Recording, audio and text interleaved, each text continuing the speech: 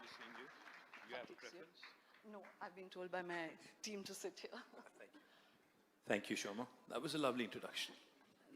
Thank you for coming, KTR. Thank you so much. So I'm going to give you all the easy bits first, which is to lay out your vision, your CV. As I said, that very few people get to literally shape a state as it is born. So when you occupied that chair and your father was the CM, what were the big compelling issues that drove you to, and what did you do over the 9 years that you're really proud of? Firstly, thank you. Thank you for hosting this lovely event, and I was blown away when you were speaking so eloquently about Johnny Walker, and then I realized you were talking about water. Well done. When you get a fresh start, it's very, very difficult. It's very, very rare that in life and in politics or any sphere of life, you get a chance to begin afresh without the burden of legacy. So when you do get that opportunity, where you don't have the burden of legacy on you, you can really reorient, rethink, re-strategize, rebrand, and do a lot of things that you would want to do in life. And that's exactly where we began in 2014. When the state of Telangana, which has its own story, story full of struggle, sacrifice, and dignity, and many, many other elements, eventually became a reality in 2014. Our goal was very, very clear. We wanted this state to be the lighthouse for the rest of the country. We wanted to prove a point not just to ourselves, but also to the rest of the country, which kept saying, this probably won't be a viable state. But today, as I sit here in Chennai, and as I talk about my state, while I may not be in government anymore for the last 2 years, I'm filled with a sense of pride. And the reason why I say that is because I firmly believe Telangana is the most successful startup state of independent India. Now, why do I say that? Our per capita in 2014, when we began our journey, was about 1,14,000 rupees. And when we left the office in 2023 December, our per capita, we were ranked number 14 in the country in 2014. But in 2022-23, when we left office, we were the number 1 state in India with 3,87,000 rupees of per capita. Thank you. Our gross state domestic product was 4.5 lakh crore in 2014. It tripled and it became 15 lakh crore in 2023. Again, highest growth rate for any state in India. More importantly, I know all of you have phones. All of you all have, are very addicted to social media. So if I may indulge them for a minute, I'd say, please, if you can pull out your phone for a second, maybe just open Google or ChatGPT, just to give you an example of what we've done and how we've benchmarked ourselves. Please type in, if you can, the world's largest lift irrigation project. The world's largest lift irrigation project. I'm not talking India's largest, but the world's largest. Any answers? Anybody? Yeah. I thought these guys would be very, very trigger happy, but... Yeah. Anybody? Yes, sir. But you can be faster than ChatGPT right Absolutely, now. I am faster than ChatGPT. Well, this is a project called as Kaleshwaram. It's based in Telangana. It irrigates about 45 lakh acres of land. And this has been a game changer for Telangana's rural economy and agriculture. In fact, we were ranked number 12 in India on agriculture produce. Today, we are ranked number 1, surpassing Punjab and Haryana in paddy production. Now, we've benchmarked ourselves against the best in the world. World's largest innovation campus is in Hyderabad. You can Google that too. World's largest Amazon campus is also in Hyderabad. So our growth has been across sectors. If you look at our rural development model, we have consecutively won 30% of national awards on the National Panchayati Raj Divas. 3% of India's population winning 30% awards. So it's a very unique model. I have to say, you've also been very successful with organic farming, which Sri Lanka was not. Had a disastrous experience with that, but you haven't. Absolutely. So the growth has been all around. The growth has been inclusive. The growth has been multi-sectoral. And as a result, for 9.5 years, despite COVID, despite demonetization, despite a lot of decisions that didn't go very well for us, still we were able to maintain the growth momentum. We actually ended up, giving a run to even Bangalore as Hyderabad. Gave Bangalore a run for their money in terms of creating technology jobs as well. We beat Bangalore 3 quarters in a row, which has never happened in India's history. So I'm very proud of my state and what we've done. But yes, like you Now, said. here comes the slam question, Yes. right? So I'm going to take you to a national perspective also. But before that, yes, having done all of this, and there isn't dispute that you did it. Of course, there's a lot of criticism whether this was evenly distributed, whether it really went down or it didn't, but not for intention and not for vision, people wouldn't critique you at all. But even the fact that you were attempting to do this on a blank slate, why would you lose the election? So what would the introspection and correction lead you to? I tell you what, just to draw a parallel, for those of you who follow politics and for those of you who follow electoral politics. In 2014, we had won 63 seats out of 119 in Telangana. We formed the government because the magic figure was 60. In 2018, we actually went 4 months ahead of our general election. We won 88 out of 119. And in 2023, we won 39 out of 119. And the margin of difference between my party and Congress, which won the election, was hardly 1.8%. But of course, first past the post, even if it is by 0.1%, they've still won the election. Just to draw a parallel, if you think about it, Prime Minister Modi has won in 2014, I think with 278 or something, BJP. And then in 2008-19, they won 303. True, KTR, but I don't, KTR, Coming to. I don't want to lose people with the numbers, Okay. but just the heart of it, that if you were on such a good trajectory, in retrospect, what do you think you didn't get right? Two things. I think the short-term, perception that was created that, Congress is going to come out with the political panacea in the form of 6 guarantees and 420 plus promises. See, Shoma, if I have to answer in one line, economic bankruptcy of ordinary Indians is real. Intellectual bankruptcy of political class is real. And that's a deadly cocktail. Economic bankruptcy and intellectual bankruptcy. And Congress, when it comes out and makes a promise that they are going to deliver the moon, which is possibly going to cost at least 3 budgets in 1 year, if I have to add up. Yet people bought into that, some of them, and therefore the difference was 1.8%, we lost. But I don't look at defeat as a major, loss of face or something. It's a mirror. I mean, if you think about it, it just tells you probably what went wrong, probably what could be improved, what could be corrected. So yes, there are areas which, of course, we have to improve. There are areas which probably where perception needs to be corrected. And there are areas where we could probably continue to build. So introspective political leader is just the rarest of creatures. So when you're saying that there are things that could be fixed, what would those be? And the reason I'm probing you for that is because if you come up with some of those answers, I think it would link across political parties. And like I said, I want you to take you to a national perspective. Sure. I think one of the things that we didn't do right, of course, was I think the perception that was created that while we were delivering in government, we were not accessible. I mean, our MLAs, probably our ministers, that is something that we could have done a better job at. Secondly, I'd say, the anti-incumbency that people talk about is real. If only we had changed maybe 15 to 20 more candidates, definitely we would have done a lot better. So I think people wanted change. People wanted probably a different face, a fresh face. That's something that we missed out on.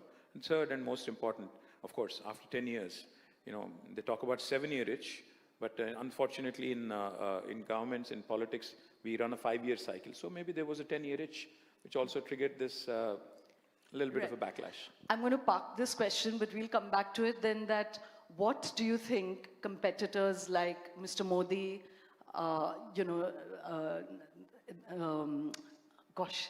Patnaik, and Nitish also in Bihar, what are they doing that nobody seems to get itchy with them, So, but just for the moment, I'm going to park that question. I want to come back to your party for the moment. That, like I said, that there's been this really modernizing, vision which straddled both technology and rural, realities of Telangana. But the reason that the party has not been able to hold on to power is also a sense that, all the allegations that go to all parties across India now. One, that it's a family fiefdom. Second, that there is, tension between your sister and you, that there's, fractures within the family itself. And so I want to ask you 2 questions. One, that do you think that this is a malaise across Indian politics that actually needs deep thinking now? That you plan succession, you plan how you must, let's even forget the nepotism aspect of it, but just that how can power sharing be done in a correct way? And secondly, is there any way that parties can prevent themselves from falling into, that idea that this is a family fiefdom? Well, tell me something. If it's okay for businesses to have successes from the family, if it's okay for other, professions also to have successes from the family. In fact, if anything, if you ask me, in politics, we are up for scrutiny every 5 years. I'm 5-term elected MLA, When I am introduced into politics, yes, I was introduced as my father's son. But if I'm not good enough, if I'm not fit enough, if I'm not capable enough, of course, people would throw me out. They have done this in this beautiful country of ours. Indira Gandhi was defeated. NTR was defeated. Several other top leaders have been defeated. So I'm a nobody when compared to them. Now, the second aspect is, of course, I'm not trying to justify how, the means to get into politics. All I'm saying is families, struggles, successions, they happen all over the place. Now, how do you get out of it? I think the only way is communication. The only way is not just communication within, but also outside. And that is something probably that we have not done well enough. Again, going back to what you said about the setback we suffered in 2023. So I have to be candid. I have to confess. Maybe yes, maybe we haven't communicated clearly enough inside and outside, and that's probably one of the reasons as well. Yeah, and this is something that, as I said, cuts across party lines. Like you hear now that the TMC is suffering from it. Akhilesh Yadav's, lost the election because of a family feud within, that it was not consolidated. You've seen that in the Shiv Sena. You're seeing that in your party. So my question really is that if you were, I'm not just personalizing this, but looking at it that this cuts across Indian politics, that is there a way, where this could actually be professionalized? You spoke about companies, but then companies actually plan for succession, where power can be shared, where it's actually done in a professional way.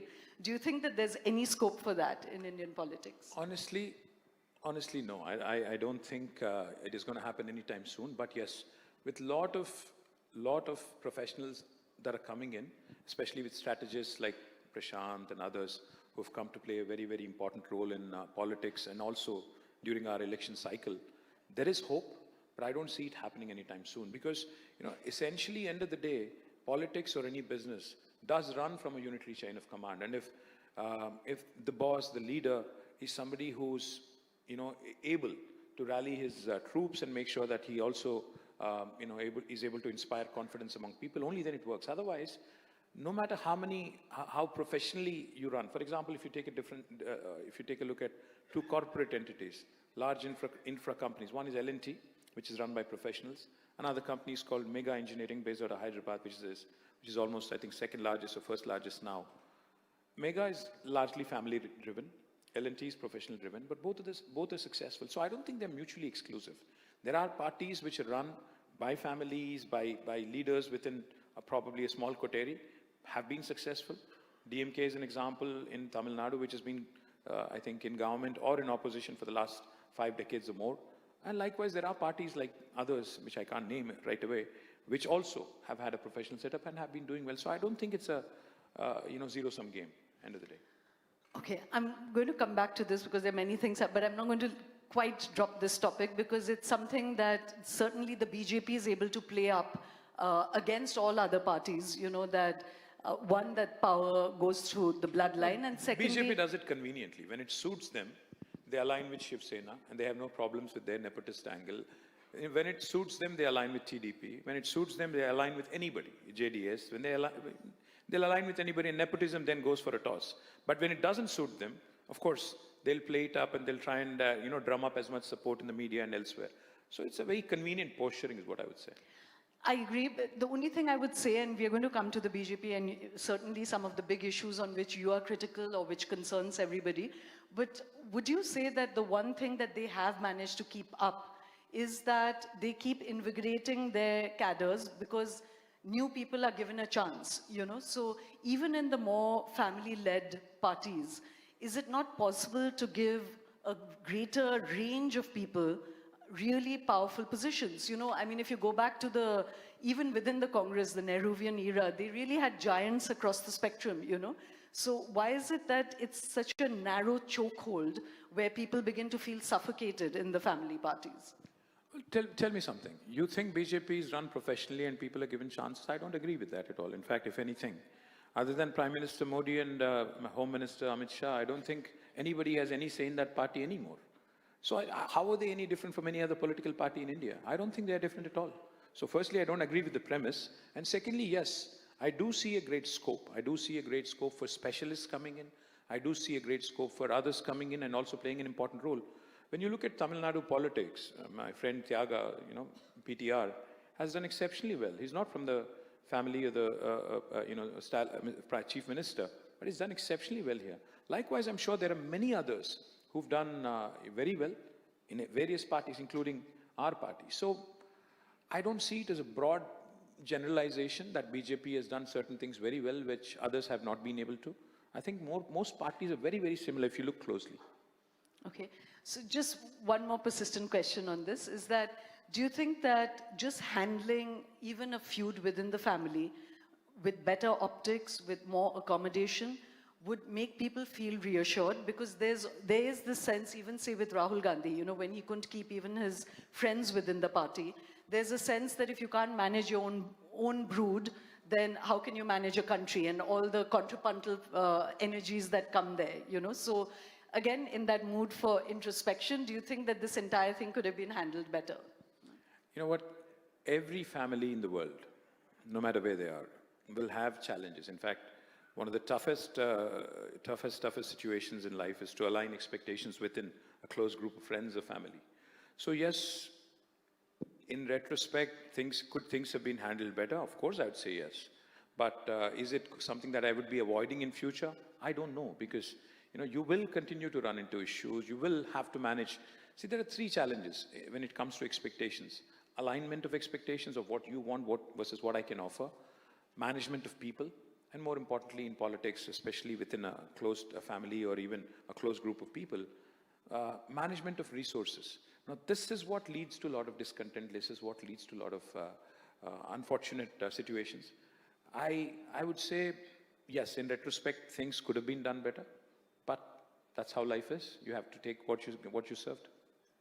Right. Okay, I'm going to move away from this a little bit. To come back to your vision for Telangana just for a moment, because I think that's very pertinent for the rest of the country, is that, there's technologies hurtling towards us. There's AI coming. The year that Google put $10 billion into OpenAI, they actually laid off 10,000 people. So there's a sense that there's going to be massive layoffs, that as we embrace more AI, both blue-collar jobs as well as white-collar jobs are going to be jeopardized. So, in that sense that you've got a chance to envision a future for a state that did not have a legacy, with this kind of, tornado of technology coming once way, both opportunity and risk, what is your big picture thinking, if you're voted back to power, what is the gear shift that you will do now, if you're voted back to power, to plan for this new economic era? The first thing is, I'll start off with, your last point where you said this is a new economic era. India has always been sitting on the cusp of greatness. We've always been told that, we were a great country and we definitely will become great again. We keep talking numbers. The fact is, we have the world's largest think force, the world's largest workforce. Now, how do you convert this intellectual capacity into economic prosperity? That's been the big leap of faith that unfortunately did not happen in many parts of India. Now, in my state, if I have to stick to my state, because that's where I worked for the last 9.5 years, in 2014, we had only 323,000 employees in technology sector. But with policy interventions, with interesting, interventions such as T-Hub, T-Works and others, India's largest prototyping facility, etc., we were able to multifold, had a manifold jump from 3 lakh plus to almost 1 million. Now, how did that happen? Because we kept investing in newer sectors. We kept investing on new technologies. Now, with AI looming large, with everybody talking about potential job loss. In fact, as I was flying into Chennai this morning, I was seated next to a gentleman who heads L&T Mindtree. So when I asked him about this imminent threat, challenge of job loss, he said, it's a bit overplayed. This was his perspective. He said it's a bit overplayed. It was like how most of the restaurants and service industries got rid of their employees during COVID, because they said, we don't see any hope of bouncing back in the near future. A lot of hotels were sold, a lot of hospitality industry, took a major hit. But then when it became fully functional again, it was very, very difficult to find talent. So what I would say is, in this so-called AI, which is looming large, like you said, AI threat, I would say there's a huge opportunity for India, especially a country like India, where you have tremendous, tremendous opportunity where, India's, for the last 2.5, 3 decades, we've been the high-value, low-cost human capital destination for Americans, for Europeans and others. That edge you will still have for another 20 years. That is not something that you're going to lose in the next 2 decades at least in the high-value sector. So therefore, I would bet big on all the applications of AI into various sectors, be it life sciences, be it healthcare, be it aerospace. As long as you're able to find that convergence point, I think India will still do great. Deep tech, India will still do amazing. So the potential job loss that people talk about is, of course, real, but I think it would affect the first world more than India or any other second, third world countries. So at this point in time, if I was voted back to government in Telangana, the first thing I would do is make sure that we equip our children, because only 30% of our STEM graduates every year who come out of colleges are employable. The biggest challenge is industry readiness of our workforce. That is something where we have to work together with the industry. That is something we haven't done well. Germany has done phenomenally well, where they have a dual degree, where you get to go to a practice school in the industry for about 6 months. That is the sort of focus I would put on. So rather than worry too much about AI and how it would impact us immediately, I would say focus more on the convergence points, focus on creating value additions and more jobs. And that is something I would focus on if I were voted. So then I'd flip the coin and ask you that, is India taking its technological destiny seriously enough? Are we still too embedded in the old ideas of, sort of more labor-intensive manufacturing, which may go away? We've been seeing big industry coming, but it's more automated, so jobs finally aren't created. So do you think that India is in fact then doing enough to embrace its technological destiny? Absolutely not. We've been very, very happy with what has been happening. Just to give you an example, in mid-1980s, China and India, we were on the same path, literally same point in terms of GDP. In fact, at one point, India in early 1980s, India was a larger GDP, larger economy than China. But look at them now. 40 years later, they're 6 times bigger. They're 20 trillion economy. We are still languishing at about 3.8, 3.9 trillion. What went wrong? What happened? If you think about it, I think Chinese have realized that stability in terms of policy and in terms of long-term impact, discipline, scale, these are the things that matter. So they chose economics as their playbook. And we chose politics of identity, politics of various forms as our immediate goal, I guess. As a result, today, China's 6 times bigger. We missed the bus big time on that. Indonesia. They're 13,000, GDP, I mean, per capita GDP. We are 2,200.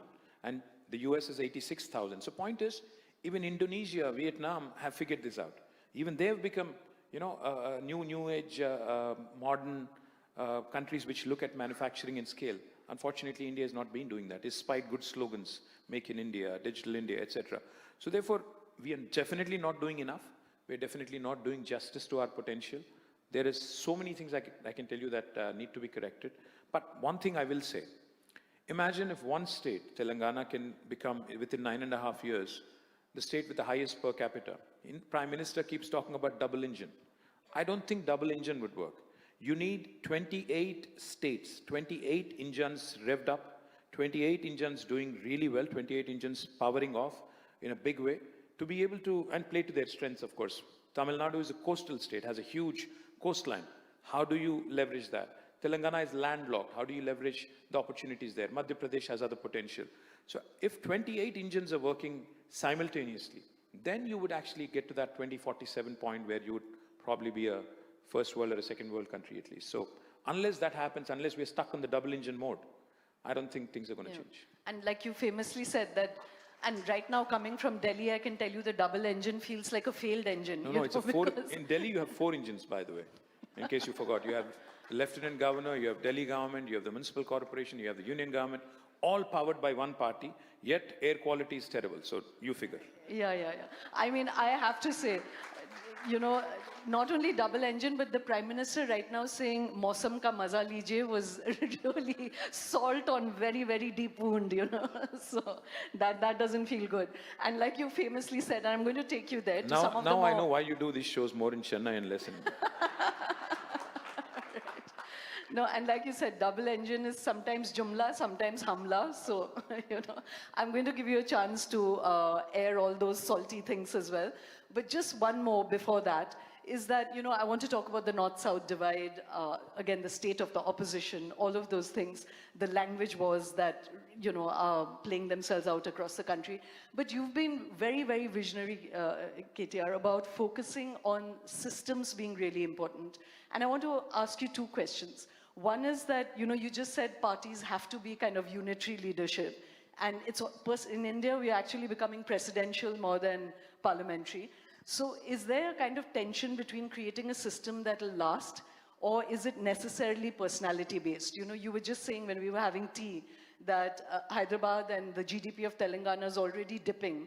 And I asked you, what can have happened in 2 years that you did such wonderful work for 9 years and in 2 years it's already going down? Did you not set enough systems in place then? Absolutely not. But if you mess with the system, of course, it's gonna. If you derail a system deliberately, it's gonna have its negative impact. Fact is, you know, politicians, political class, governments, parties, we are all temporary. We are all transient. None of us are here. See, I am supremely glad that we've been given 9.5 years of opportunity to govern. If I end up thinking that, you know, I'm going to be there forever, I'm an idiot. I'm a very greedy idiot at that.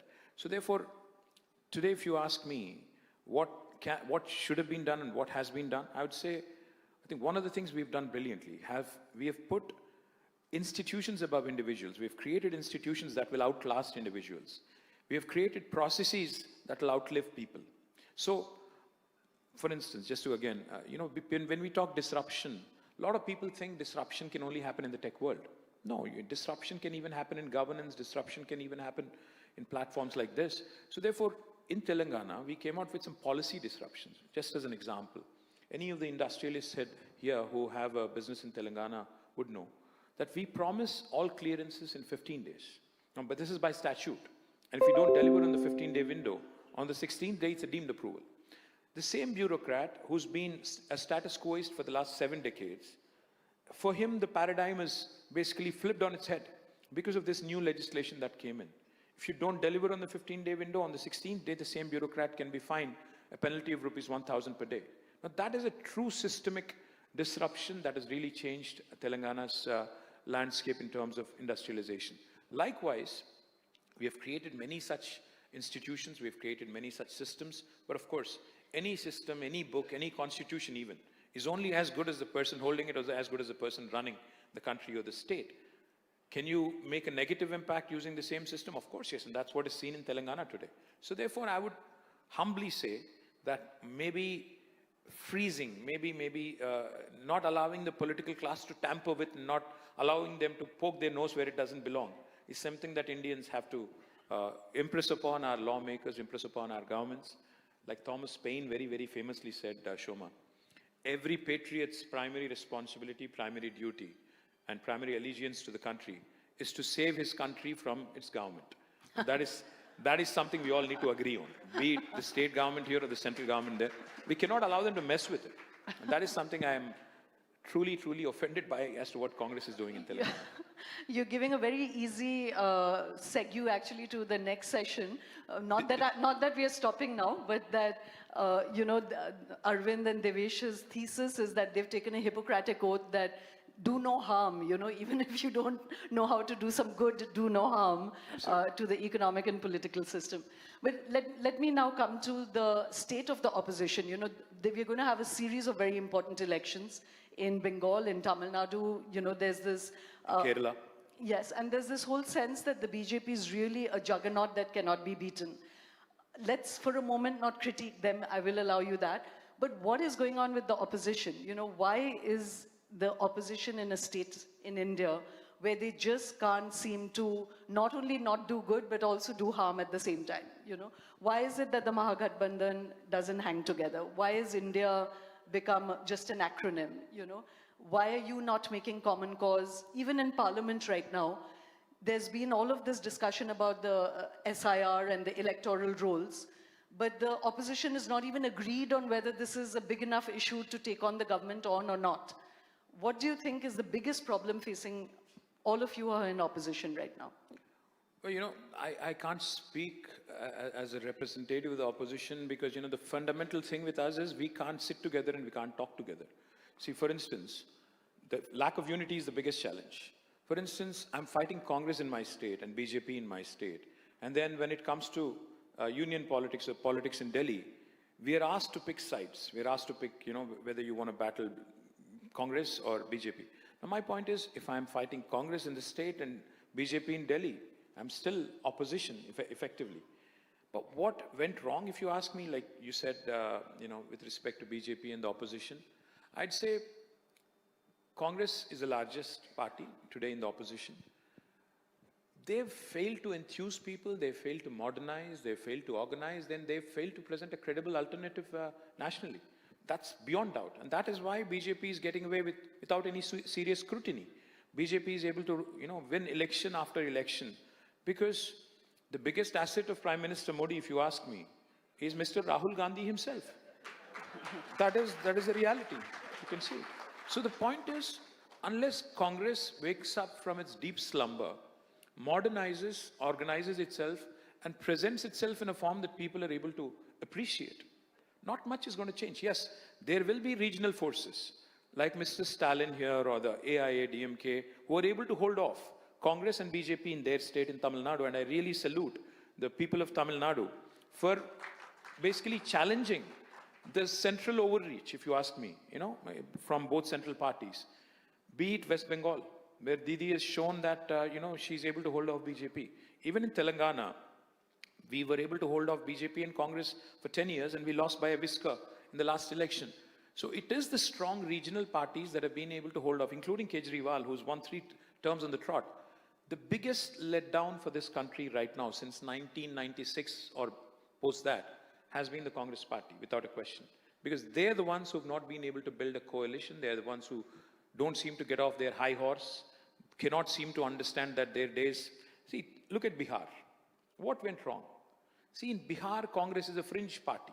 In Tamil Nadu, they're a fringe player. But they do not want to accept the fact. I'm sure we'll talk about how they troubled DMK in April 2026. Because the Congress always wants to bite more than what it can chew. And then eventually it helps the opposition. That's how it works all the time. Having said that, now, what is that glue that can bind us together? See, for instance, if us in Telangana and Stalin in Tamil Nadu and Didi in... We tried, by the way, my father tried very, very hard to stitch up a credible third front or a federal front, as he called it. But what we realized is there isn't anything that's binding us together other than probably a little bit of, not animosity, but probably a little bit of a common enemy kind of a factor. That is not something that is going to work in the long term. So that is the biggest challenge with India. Our diversity sometimes also ends up being our challenge. So I'd say that's the biggest problem with opposition today. So, but then that's the big question that, you know, like you said, that the common enemy with a lot of these parties is the BJP.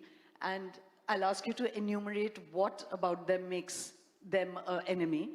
But the other question, and very, very crucially attached to that, is that what is the alternate vision? You know, you're saying the Congress doesn't have a vision, but let's assume that you were in Rahul Gandhi's place today.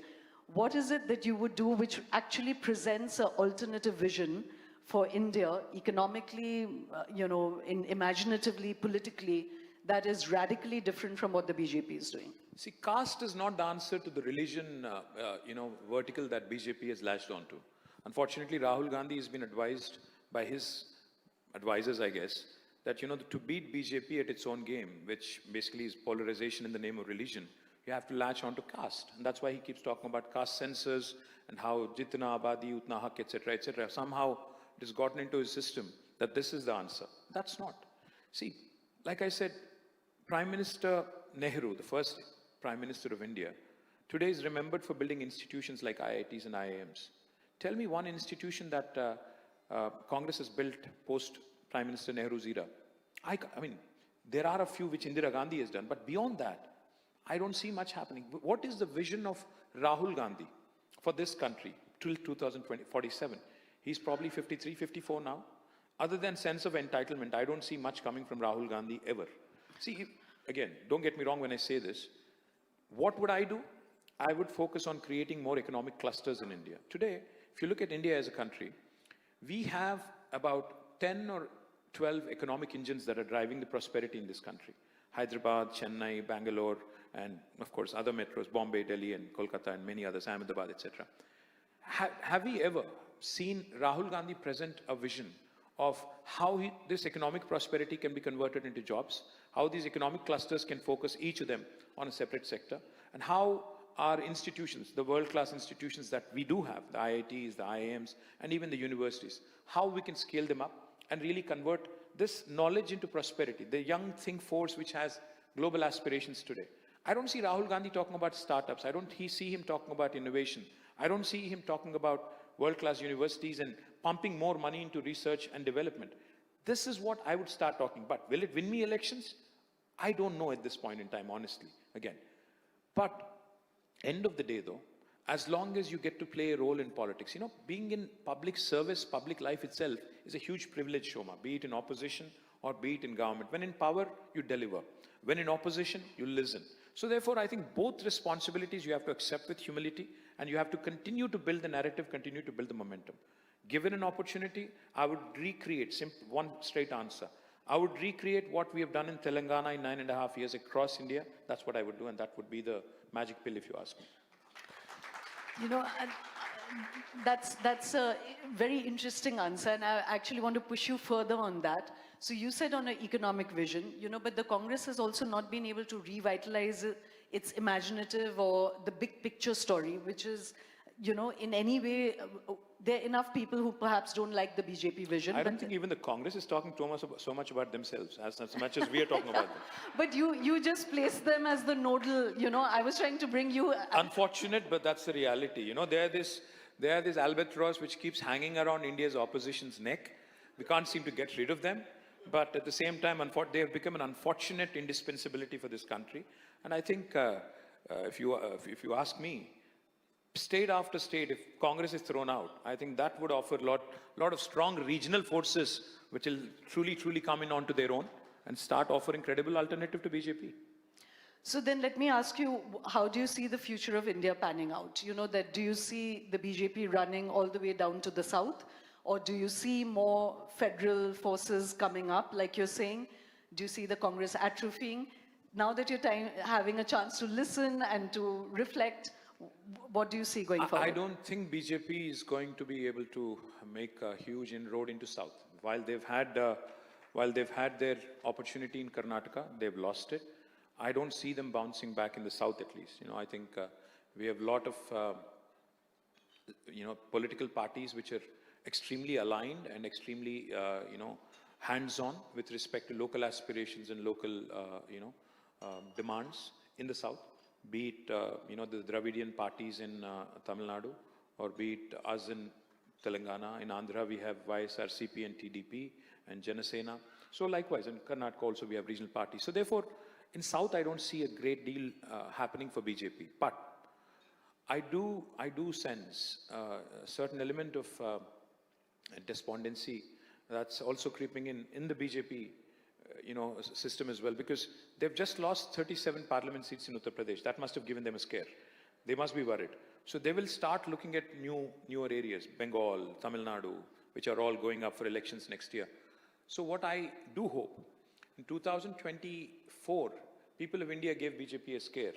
And I hope people of Tamil Nadu, people of West Bengal, and people of Kerala give them a resounding message in 2026 that politics of partisanship, politics of polarization on religious lines will be rejected in every form, and all three states hopefully will vote against BJP and vote for strong regional parties. And that will send a resounding message across the country that this sort of politics is not acceptable and that this sort of polarization is not acceptable. Hopefully that will set the trend for 2029.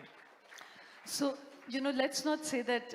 I don't want to make you the sort of ventriloquist for the Congress, but I just want to, because you put out a vision right now about the economic clusters, that just in case you had to be the chief opposition leader right now, again, is there a way that you would spell out a different vision for India, which is not the BJP's vision, but which is not just saying that, they're communal? What is the positive vision that you're putting out, which people could buy into?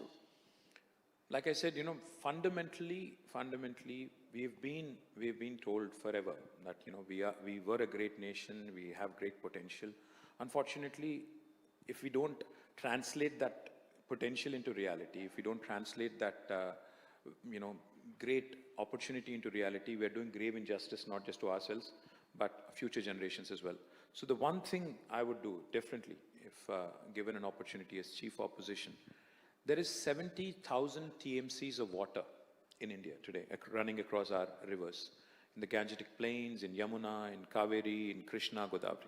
The first thing I would do is create a master plan for India in terms of how these 70,000 TMCs of water can be leveraged for the 40 crore acres of arable land in India, and how, in a meaningful fashion, in less than 3 or 4 years, within a 5-year span, how each of these infrastructure projects can create manifold wealth for our farmers. That's the first thing I'd present. Secondly, I do a potable drinking water connection into every home has become a reality in Telangana. No other state in India so far has delivered on that promise. I would promise within 3 to 4 years, a potable drinking water connection to each and every home.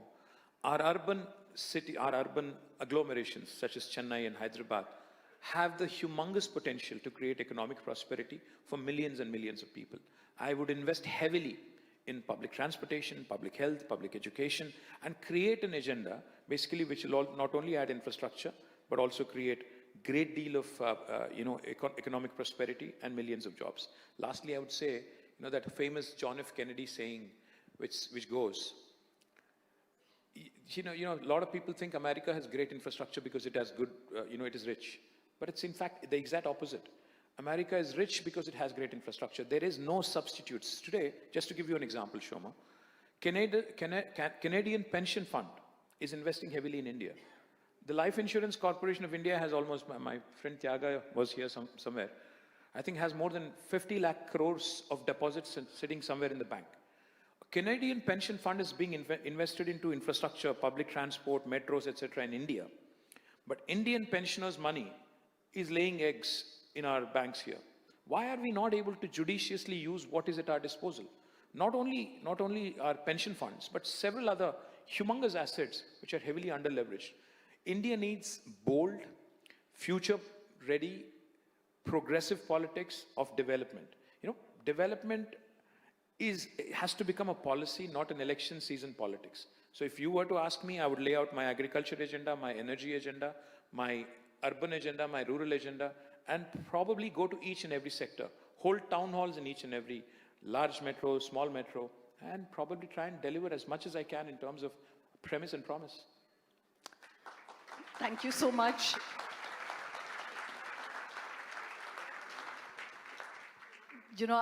As I was laughing that the last time I did a session with PTR, he got a standing ovation in Delhi, and that didn't go too well for him. So I hope that your visionary statements here don't boomerang on you.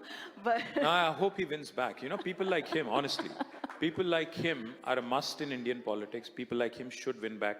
And it should not look like, because see, it should not look like somebody who's got that intellectual capacity cannot come back electorally. And that would really be a huge setback. So I do hope any of you voters from Madurai here, I don't know, I'm rooting for PTR there, Tyaga there, is a dear friend of mine.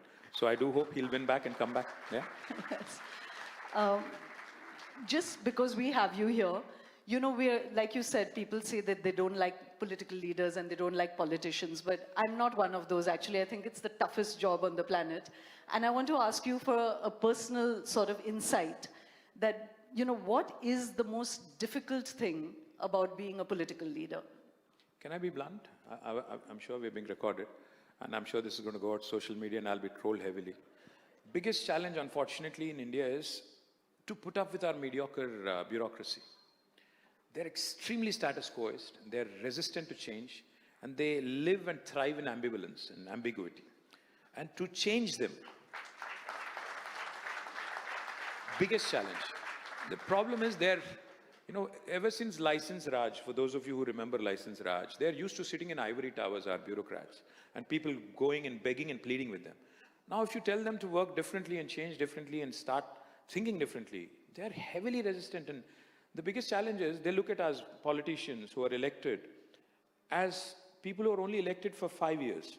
So, in his mind, the bureaucrat is thinking, okay, this guy is only here for 5 years, I'm here for 50 years. So why should I listen to him? The fact is, in a democracy, it is the dog that should wag the tail and not the tail wagging the dog. This is something I absolutely believe is the biggest challenge. And second biggest challenge in politics today, this is going to go horribly wrong, but I'm going to still say it. Our judiciary. Is? Judiciary. We have 5 million pending cases. And look at what they are taking up. There is no expeditious justice delivery system in India. We keep talking about ease of doing business, ease of entry into the country, ease of entry into a state. But then there should also be an ease of exit, if there is a problem. Judiciary should come to your rescue, dispute redressal mechanism should be there. That doesn't exist in our country. So therefore, these are the two biggest challenges, if you ask me. And of course, putting up with, like I said, mediocrity among bureaucracy really tops the charts.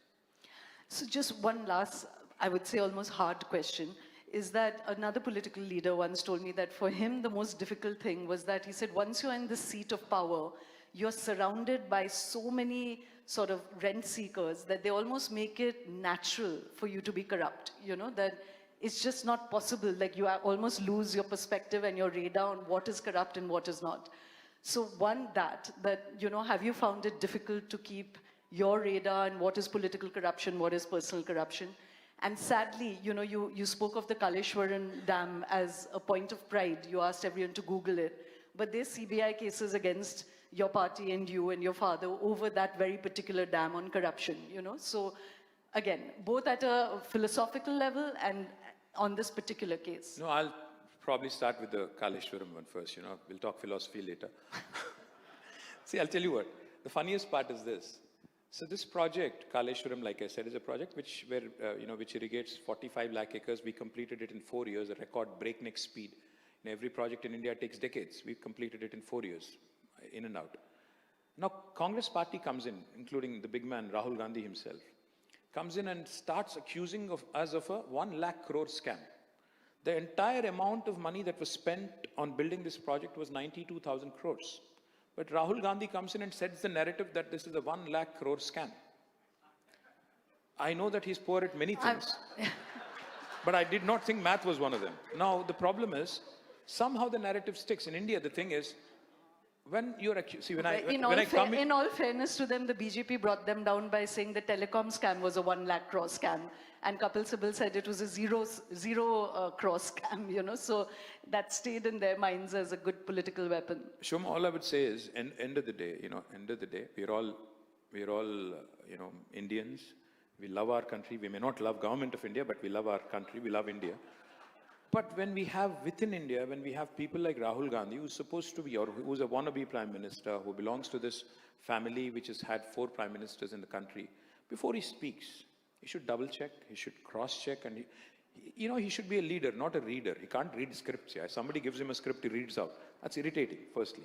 And second point is, yes, have you had temptations? Have you had, the challenge? Whether I accept it or not, when I went to meet the Chief Election Commissioner and his 2 other election commissioners recently, 2-3 months ago, when SIR in Bihar was being talked about, we are the first party in India to reach out and basically call it a farce.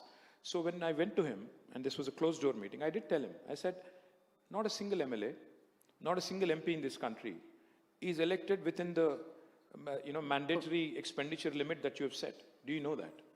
He said, yes. In a closed door meeting, I would say yes.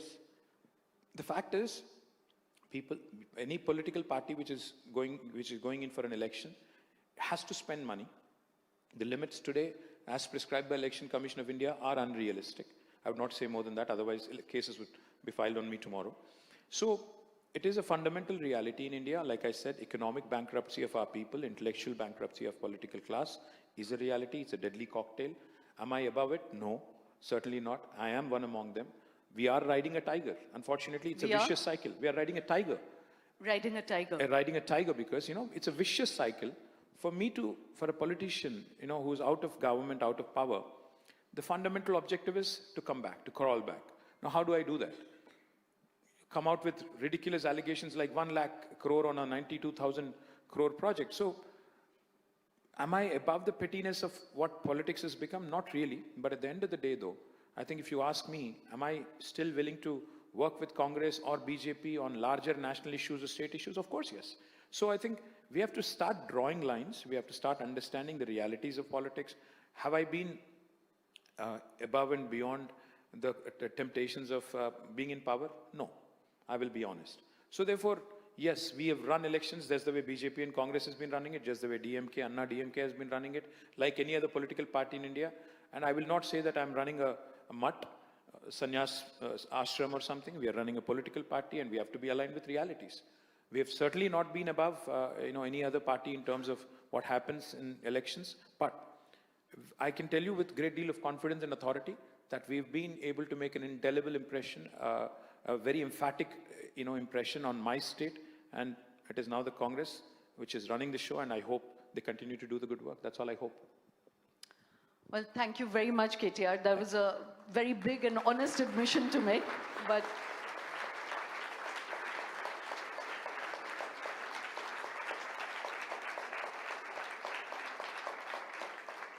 for a moment I thought this was my ring till I saw there's a price tag attached to it. I could hold on to that for you if you want. I'm a politician, remember? Yeah. But thank you very much. And just absolutely last question, which I wanted you to do in one line, because, we've been sort of speaking about Rahul Gandhi and the Congress, and oh God, we're still on this topic? No. I was saying it's a strange situation where, you dump more on the opposition even more than the government or the ruling party. But you said earlier that there were many things that, you make the BJP a common enemy. So if you were to list 2 or 3 things that you dislike about them, but at the same time, and I had asked you that question in the beginning, what are they doing right that makes them win election after election? I think that analysis would be very interesting. Well, the first and foremost thing is BJP has led down this country in the last 10 years, without a question, because, they made tall promises. Remember, all the promises now, at least reminding them of the promises now, even that seems like, an anti-national thing to do, so to speak. Because if I remind somebody that Prime Minister Modi promised every Indian a home by 2022 and it has not happened, I will be called an anti-national. If I remind my friends from BJP or even anybody else that Prime Minister Modi promised a 5 trillion economy by 2022, that did not happen, I'll be branded as anti-national. If I remind my BJP friends that, portable drinking water connection to each and every home did not happen, the 5 trillion economy, the farmers' income doubling, etc., none of these have been delivered. What did they deliver in the last 10 years or 11 years, so to speak? I'd say they've delivered politics of hate. They've delivered politics of divisive nature to almost every Indian home today, and politics of huge divide. So there is not a lot to like in BJP, if you ask me.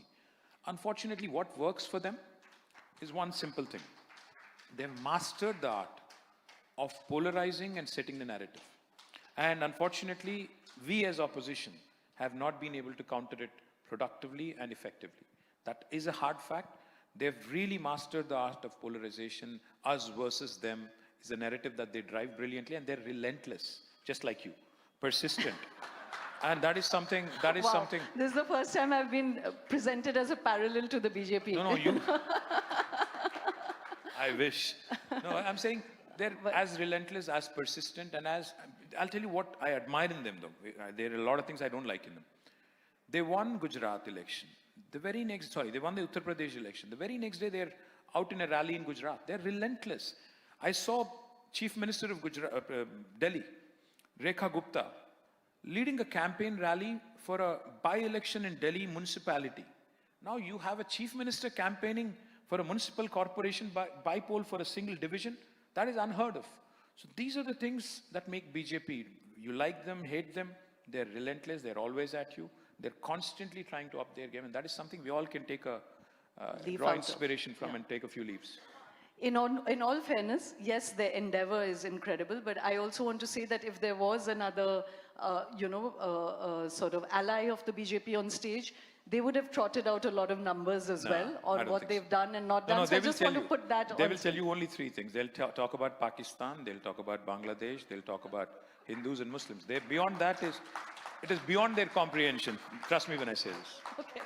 Since you're the person on stage, I'm going to give you an easy ticket on that. But they would have brought up some economic figures as well. But for the moment, I'm going to park that because I'm going to invite the economists on stage.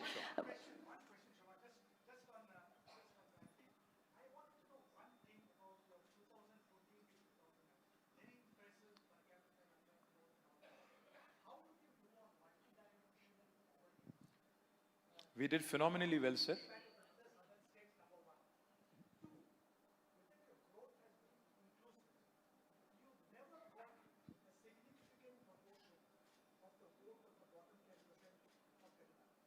Just for those who couldn't hear, the question was, has the growth they created, was it inclusive? Because they've never got the bottom 10% vote in Telangana. I'm not quite sure I understand the bottom 10% question, but I'll tell you one thing. On the multi-dimensional poverty index, we are the state which has reduced highest amount of poverty. This is not my metric, you can go look it up, sir. Highest amount in the last 1 decade, number one. Number two, the bottom 10%, see, the total polled vote for my party in 2014 was about 39%. In 2018, it was 47%. So, in fact, if anything, our vote share has increased significantly, and most of it came from rural areas. And now, I don't know how to quantify that, honestly, if there is a metric. But we've been winning elections. The last one was an anomaly in my mind, just a 1.8% with a 4 lakh difference in a 4 crore population. I don't think that's a big setback or a big defeat. In fact, I take a lot of pride in not yielding to the temptation. When Congress was promising the moon to the people, we didn't yield to the temptation. When they said free bus for women, we didn't yield to it. We said the corporation is in losses, we're not going to do that.